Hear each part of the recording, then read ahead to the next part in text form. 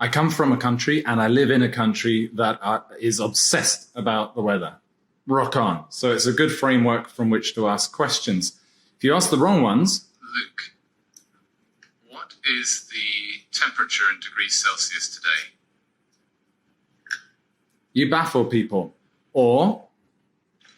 I'll do it again. Ali, what is the temperature today? Maybe 1,200,000 something degrees. 1,200,000 something degrees. Very usable data. So you get the baffling or unreliable data.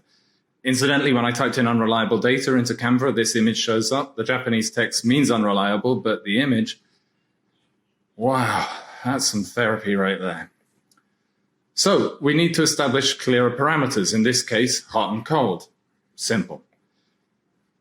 And then we need to work out how to ask along that scale. Too much choice, and we have this, the supermarket paradox, where you're presented with so many choices, cereal, toothpaste, etc., that it's overwhelming. Or too little choice, like telling my children, would you rather starve or eat quinoa? And when they tell me they'd rather starve, you think that that represents their attitude to food, when actually it tells you how nasty quinoa truly is. So I'm going to choose a framework that's going to work for my audience.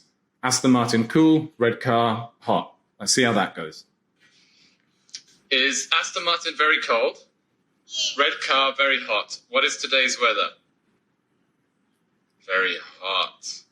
Do you agree with that? Yeah.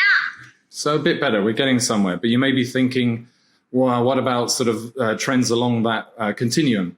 That's why I prefer simple frameworks without too many word choices in between, like yes, no in this case, agree, disagree, whatever it is, so that people can sort of pick along that trend line. And then you can also look at the outliers. You can see maybe and dig into them, hopefully, if you're able to understand, is that a particular insight that person has, or maybe they haven't understood it correctly. But you've got usable data at least, even if it's not perfect. So that's a start.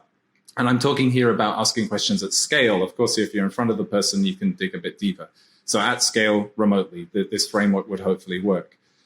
So how do you get to the truth? When I typed in get to the truth into Canva, I get this image of these gents who are probably questioning their career choices around about the moment that camera went click.